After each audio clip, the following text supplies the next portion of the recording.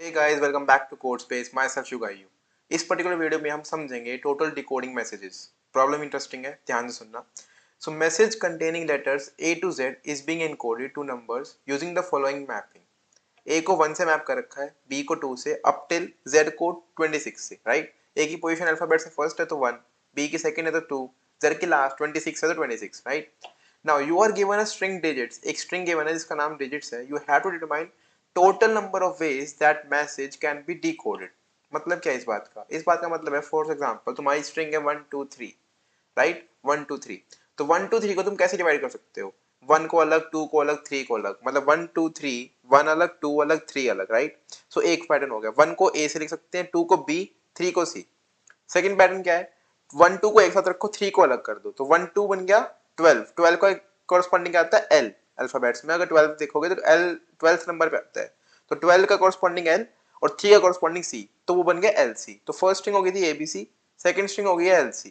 Third string क्या है कि 1 को एक साथ रखो, 1 को एक तरफ और 2 3 को एक तरफ. 23 पे 26 के अंदर ही आता है ना, ठीक है. 23 पे कौन सा आता है? W. 23 पे W आया तो A और W बन गया, तो AW तीसरी बन गई. टोटल तुम्हारे पास 3 कॉम्बिनेशंस आ गई, राइट. तो तुमको आंसर रिटर्न करना है 3, जैसे कि तुम देख सकते हो 3. नाउ इस क्वेश्चन के लिए तुमको जो एग्जांपल इनपुट्स गिवन है वो देखना बहुत जरूरी है, बिकॉज अगर तुम मेंशन देखो 90, अब 90 को क्या मतलब दो तरीके से तोड़ सकता हूँ. 90 फर्स्ट तरीका, सेकंड तरीका क्या 90. अब 90 करूंगा तो 9 के कॉरेस्पॉन्डिंग तो क्या आ जाएगा? ABCDEFGHI. 9 के कॉरेस्पॉन्डिंग तो आई आ गया, बट 0 के कॉरेस्पॉन्डिंग तो कुछ है ही नहीं. हमारी काउंटिंग तो 1 से चालू हो रही है, राइट. तो 90 तो एक वैलिड मैपिंग नहीं है. और दूसरी तरफ देखो तो 90 तो अल्फाबेट ही नहीं, तो 90 पोजीशन तो मैं पहुंच ही नहीं सकता. दोनों तरीके गलत है. ना मैं 90 ब्रेक कर सकता, ना मैं 90 ब्रेक कर सकता, तो दोनों तरीके गलत है. तो आंसर मेरा हो गया 0. सिमिलरली 05 का केस देखते हैं. 05 के केस में क्या हो रहा है? 0 और 5 कर सकता हूँ या फिर 05 को एक साथ रख सकता हूँ. अब 0 तो मैंने पिछले केस में देखा, 0 के अगेंस्ट तो कुछ मैप नहीं है. 0 के अगेंस्ट कुछ मैप नहीं है, तो 05 वाली तो गलत हो गई. अब 05 को जब एक साथ रखा तब क्या हो रहा है? अब एसेंशियली हम सोच सकते हैं कि 05 कन्वर्ट हो गया तो 5 ही बन रहा है ना. 05 इज इक्वल टू 5. लीडिंग 0 की कोई वैल्यू तो होती नहीं है. बट नहीं, क्वेश्चन में ऐसा लिखा हुआ है कि 05 can not be map to E because of the leading 0. 5 is different from 05. ये देखो 5 is different from 05. Look at the screen, right? So 05 is not equivalent to 5. That is the main motto. तो करना कैसे? Let us confirm. Let us go to that. So here we are. हमने 1 2 3 case में क्या देखा था? 1 2 3 या फिर 12 3 या फिर 1 23, ठीक है. मतलब कि A B C या फिर LC या फिर AW. 90 केस में क्या हो सकता है? 90 या फिर 90, ठीक है. और 05 केस में क्या हो सकता है? 05 या फिर 05. ये तो गलत है, ये भी गलत है, ये भी गलत है, ये भी गलत है. ये दोनों ठीक है, बट इनके साथ वाले गलत है तो ये भी गलत है. करना कैसे है? करना कैसे है? तो 1 2 3 को देखते हैं क्योंकि वो एक वैलिड एग्जांपल है. 1 2 3 को देख के हमको पता चल रहा है कि हमारे पास क्या ऑप्शन है कि हम यहाँ पे ब्रेक लगा दें, यहाँ पे ब्रेक लगा दें, राइट. फॉर एग्जाम्पल अगर 1 2 7 होता, अगर मेरे पास 1 2 7 होता, तुम क्या बोलते? फर्स्ट था 1 2 7, सेकंड था 1 27, थर्ड था 12 7, राइट. 1 2 7 के केस में क्या होता था? A B और 7 पे जो भी पोजीशन आती. 1 और 27 के केस में 27 गलत है. क्यों? क्योंकि हमारा Z 26 पे एंड हो रहा है. 26 से ऊपर कोई अल्फाबेट ही नहीं है, 27 नहीं चलेगा. और 12 और 7 के केस में चल जाता है क्योंकि 12 भी 26 के अंदर है, 7 भी 26 के अंदर है और 1 से बड़ा है, राइट. हमारी जो अल्फाबेट्स की जो नंबर्स है उनकी रेंज क्या होनी चाहिए? 1 से लेके 26. बस इतना करना है हमको, ठीक है. अब स्ट्रिंग जो हमको गिवन है, मतलब जो डिजिट्स हमको गिवन है स्ट्रिंग फॉर्मेट में गिवन है, स्ट्रिंग फॉर्मेट, ठीक है. तो मतलब स्ट्रिंग फॉर्मेट से हमको नंबर कन्वर्ट करना पड़ेगा, टाइप कास्ट, ठीक है. उसके बाद देखना पड़ेगा वो नंबर 1 से 26 के बीच में है कि नहीं है. अब इसके ऊपर एक और चीज आ जाती है कि फॉर एग्जांपल मैं 1056 पे हूं, ठीक है. मैं इस स्ट्रिंग इस कैरेक्टर पे आ गया, हो सकता है कि मैंने 1 को अलग ब्रेक किया और मैं 0 पे आ गया. जैसे ही मैं 0 पे आया मेरे को बोल देना चाहिए कि मेरा आंसर नहीं हो सकता क्योंकि 0 मेरा लीडिंग नहीं आ सकता. मेरा लीडिंग 0 तो हो ही नहीं सकता. इन दैट केस लीडिंग 0 0, ठीक है. लीडिंग 0 के केस में 0 करो. सिंगल डिजिट हमेशा क्या हो सकती है? 0 से 9 के बीच में हो सकती है. 0 वाली हमने हटा दी, बाकी सबके लिए वैलिड है. डबल डिजिट के अंदर क्या दिक्कत आएगी? डबल डिजिट के अंदर वो कैलकुलेट करना पड़ेगा कि नंबर 26 के अंदर है कि नहीं है, नंबर 26 के अंदर है कि नहीं है. करेंगे कैसे solve? Let us see that. तो मैंने एक बहुत बड़ी स्ट्रिंग ले ली है, हम क्या करेंगे इसके अंदर, हम लगाएंगे इसके अंदर रिकर्जन। मैं रिकर्जन तक पहुंचा कैसे, लेट मी एक्सप्लेन दैट। सो मेरे को देखा कि हर पॉइंट के बाद हर इंडेक्स पे एक ब्रेक पॉइंट है, कि मैं उस ब्रेक पॉइंट को लूं या ना लूं। मतलब कि मैं क्या कहना चाहता हूँ कि मैंने 1 लिया, ठीक है, मैं हो सकता है 1 2 ले लेता। मतलब 1 के पास दो ऑप्शन है, मैं चाहे तो सिंगल जाऊं या फिर मैं पेयर हो जाऊं। 2 के पास भी दो ऑप्शन है कि 2 सिंगल जाए या 2 7 के साथ चला जाए। 7 के पास भी दो ऑप्शन है, 7 जाए या 7 2 के साथ। तो सारे पेयर्स बनाने के लिए मैंने बोला कि मैं रिकर्जन का हिसाब लूंगा। कैसे लूंगा, मैं एक फंक्शन बनाऊंगा, इंडेक्स से स्टार्ट होगा, ठीक है ना। इसके अंदर क्या होगा, अगर मेरा जो इंडेक्स है इक्वल टू एन, मतलब कि वो लेंथ पे पहुंच गया, मतलब कि वो आउट ऑफ बाउंड हो गया, मतलब कि ये सारे एक एक के साथ पेयर हो चुके हैं, राइट, एक एक के साथ पेयर हो चुके हैं, इन दैट केस रिटर्न 1। अदरवाइज अगर मेरी जो डिजिट्स की इंडेक्स है अगर वो 0 के इक्वलेंट हो गई, मेरा जो फर्स्ट एलिमेंट है वो 0 हो गया, फॉर एग्जांपल मैं यहाँ पे 0 डाल दूं 1 0 2 7 2 6, अगर हो सकता है मैंने 1 को ब्रेक करके नेक्स्ट रिकर्जन कॉल में 0 से चालू कर दिया, तो मैं बोलूंगा यार 0 के बाद तो कुछ हो ही नहीं सकता, मैं रिटर्न 0 करूंगा।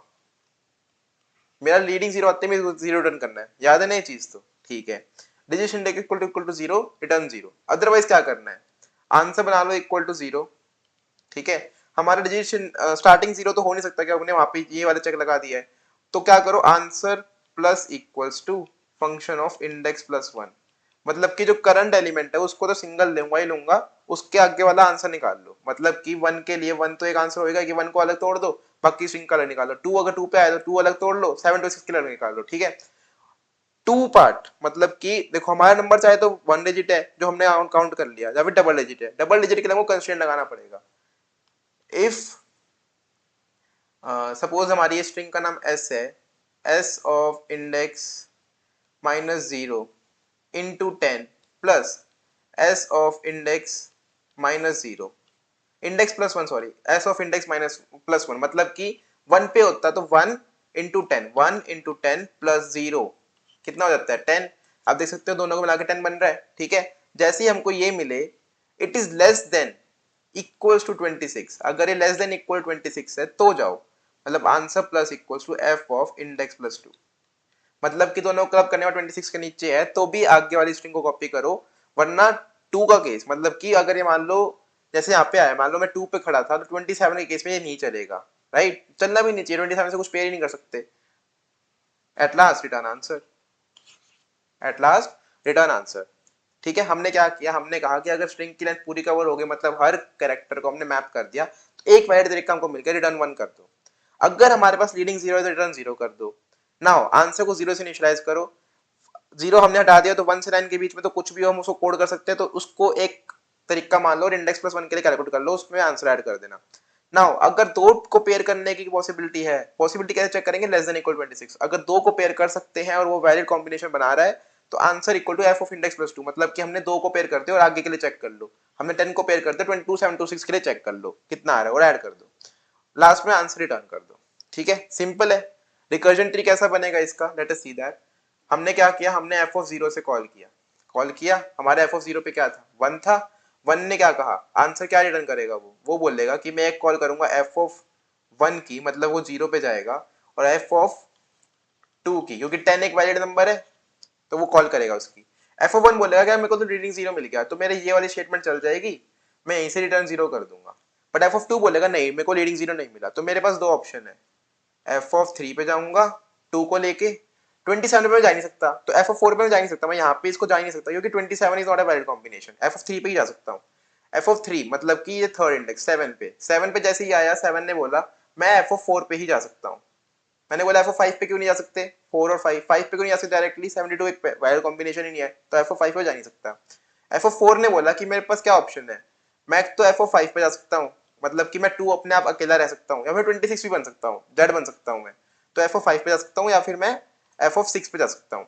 एफ ऑफ 6 ने बोला, एफ ऑफ 5 ने बोला कि मैं अकेला ही रह सकता हूँ क्योंकि मेरे पास आगे कोई स्ट्रिंग ही नहीं है, तो एफ ऑफ 6 पे जा सकता हूँ। एफ ऑफ 6 ने बोला, एफ ऑफ 6 क्या है, out of bound, out of bound मतलब कि रिटर्न करो, क्या रिटर्न करो 1, राइट, रिटर्न 1 करो, सीधा इधर भी रिटर्न 1 करो। एफ ऑफ 5 ने बोला रिटर्न 1, 1 आया था ना इसके पास, 1 प्लस 1 1 ही रिटर्न कर दिया, 1 प्लस 1 2 इसने रिटर्न करा, 2 इसने रिटर्न करा, 2 इसने रिटर्न करा, 2 इसने रिटर्न करा, 2 इसने रिटर्न किया, एफ ऑफ 0 के पास कितना आंसर आ गया 2, मतलब इस पर्टिकुलर स्ट्रिंग दैट इज 102726 को हम दो तरीके से तोड़ सकते हैं। दो तरीके से, क्या क्या दो तरीके हैं हमारे पास कि आप इसको क्या तोड़ो, 0 से 2 मतलब कि 10 में तोड़ो, उसके बाद 2 को सिंपल रहने पड़ेगा, 10 2, उसके बाद ये भी 2 तो 7, फिर 2 6, या फिर 10 2 7 26। यही दो तरीके हैं जिसके अंदर आप तोड़ सकते हो। यू कैन चेक, अगर आपको कोई और तरीका मिले तो बेटर प्लीज टेल मी, अगर हमारी अप्रोच कहीं पे भी गलत हो। Now if you try to think, हो क्या रहा है, हो क्या रहा है, क्या इसके मतलब इसके अंदर आप देख सकते हो एफ ऑफ 6 यहाँ पे भी आया, एफ ऑफ 6 यहाँ पे भी आया, right. Obviously this is not a better approach to tell. मेरे पास कोई ऐसा केस होना चाहिए जिसके अंदर आपको मैं ओवरलैपिंग सब प्रॉब्लम दिखा पाता,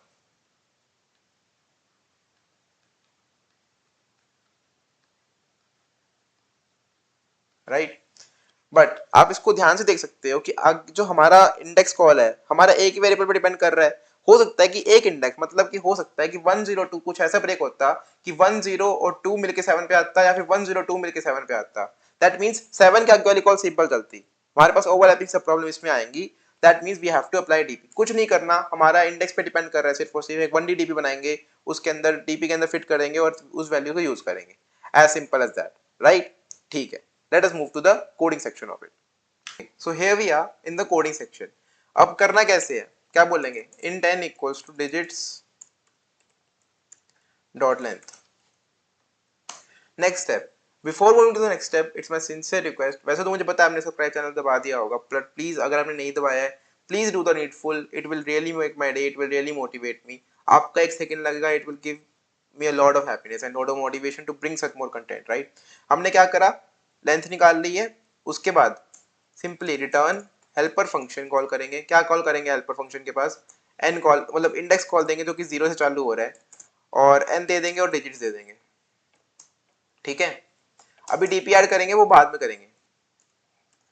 इंट हेल्पर फंक्शन जो कि हमारा एक इंडेक्स ले रहा है, एक एन ले रहा है और एक स्ट्रिंग ले रहा है। स्ट्रिंग को मैं एस की तरह से दे रहा हूँ, डिजिट्स मेरे को पूरा बार बार लिखना पड़े। अगर मेरा जो इंडेक्स है वो इक्वल टू एन हो गया, मतलब हमारी स्ट्रिंग खत्म होगी, तो हमने क्या डिस्कस किया था, रिटर्न 1। अगर हमारा जो डिजिट्स का वो है इंडेक्स नंबर है, मतलब लीडिंग 0 आ गया, इन दैट केस रिटर्न 0। लीडिंग 0 तो चाहिए ही नहीं है वो किसी भी हाल में, right. Now int answer equal to 0, answer plus equals to helper function of index plus 1 N S, right. हमने एक कैरेक्टर को तोड़ लिया क्योंकि 0 तो हो नहीं सकता, 0 का ऊपर चेक लगा दिया है। नाउ अगर हमारा index less than n minus 1 है, मतलब कि हमारे पास कम से कम दो कैरेक्टर, तभी चेक करना, ठीक है। तो क्या करोगे आप, int num equals to s of index minus 0 into 10 plus s of index minus 0, s of index plus 1 minus 0। Next वाली स्ट्रिंग कैरेक्टर चाहिए ना नंबर बनाने के लिए, पेयर करने के लिए। अगर हमारा जो नंबर है वो लेस देन इक्वल टू 26 है, in that case less than equal 26 होने के बाद answer plus equals to helper function of index plus 2, मतलब कि एक स्किप कर दो और एन पे चले जाओ और एस चले जाओ, ठीक है। Return answer, as simple as that. Try to compile and run it. अगर कोई एरर नहीं आता है that means we can proceed with the dynamic programming approach है। Okay, working fine for sample test case. Dynamic programming कैसे add करनी है, हमको पता है कि एक ही वेरिएबल है जिसके अकॉर्डिंग हमारा आंसर वेरी कर रहा है। So vector of int DP बना लो ऑफ साइज n, -1 से इनिशियलाइज करो। -1 क्या बताता है कि अभी तक ये इंडेक्स अभी तक एक्सप्लोर नहीं हुआ है। डीपी यहाँ पे ऐड करी कॉल के अंदर, डीपी यहाँ पे ऐड करिए आर्गुमेंट्स के अंदर, vector of int and DP by reference add करना, राइट। अगर हमारा DP of index is not equal to -1, मतलब कि ये इंडेक्स पहले एक्सप्लोर हो चुका है, in that case return that particular value. बार बार हमको एक्सप्लोर करना ही नहीं। बट अगर एक्सप्लोर नहीं हुआ है तो नीचे आएगा, नीचे आने के बाद जहाँ जहाँ पे हमने हेल्पर फंक्शन को कॉल किया उसको वहाँ पे डीपी एरे को ऐड कर दो, और जहाँ पे हमने रिटर्न किया यहाँ पे वहाँ पे उसको अपडेट कर दो for the future purpose, as simple as that. Compile and run करेंगे to check if there is not any typing mistake. Working fine for sample test case submit करके देखते हैं, hope it will get submitted. In the mean time अगर आपने subscribe button नहीं दबाया तो please subscribe कर देना, and as you can see it has been submitted. कोई भी डाउट हो, you know where to get me, you can get me in my comment section, you can get me in my LinkedIn, you can get me in my Instagram. कहीं पे भी request भेजो, I will surely accept it and follow you along. अगर आपको कोई दिक्कत आती हो I will surely guide you, and thank you, have a nice day.